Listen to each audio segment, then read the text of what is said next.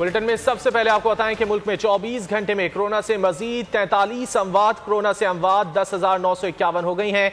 NCOC के मुताबिक मुल्क में 24 घंटे में कोरोना के 2,521 नए केसेस सामने आए हैं। कोरोना के फाल मरीजों की तादाद 34,701 है, जबकि एनसीओसी मुल्क में कोरोना मरीजों की तादाद 5,19,029 बता रही है। मुल्क में 24 घंटे में कोरोना के 41,191 टेस्ट किए गए हैं।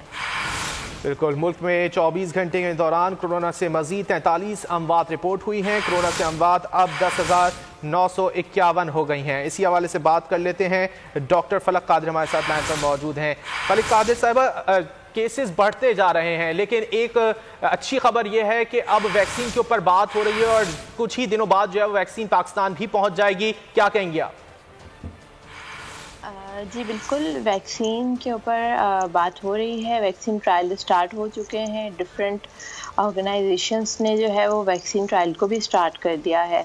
तो वैक्सीन ट्रायल के बाद जो है, और जब वैक्सीन आ जाएगी तो हर्ड इम्यूनिटी भी इंशाल्लाह डेवलप हो जाएगी और केसेस जो है उनका भी जो है वो जो हमारे गैप है उसको नीचे आने की एक तवक्का है। ये एक एक्सपेक्टेशन है कि इंशाल्लाह जो है वो गैप भी नीचे आ जाएगा और केसेस में भी काफ़ी कमी देखी जाएगी आफ्टर वैक्सीनेशन।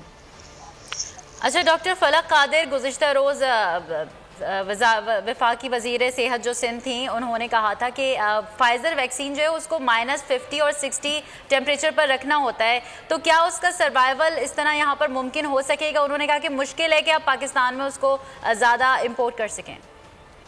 जी बिल्कुल, फाइज़र के लिए मैं नहीं कहूँगी कि हम उसको यूटिलाइज़ कर पाएंगे, बिकॉज़ उसकी जो कोल्ड चेन मेंटेन रखना बहुत ज़्यादा ज़रूरी है। उसका जो टेम्परेचर है उसको -50 से भी ज़्यादा नीचे रखना पड़ता है।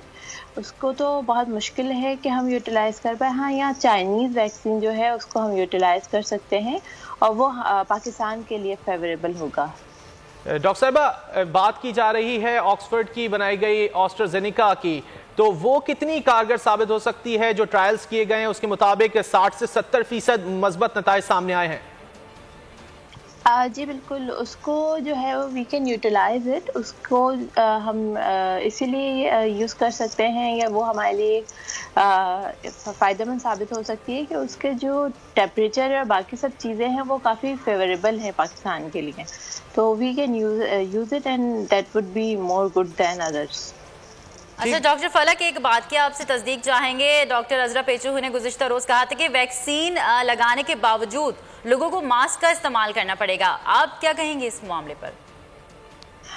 देखिए, अगर वैक्सीन लगवा ली है, और देखिए वैक्सीन उन्हीं लोगों को लगेगी जिन लोगों को कोविड नहीं हुआ है, उन्हीं के लिए कारआमद साबित होगी। और मास्क का इस्तेमाल तो जो है वो ज़रूरी है वैसे भी। एक तो ये सेफ्टी मेजर्स में भी आता है और दूसरा ये भी है कि ये दूसरों को भी इन्फेक्शन से बचाता है।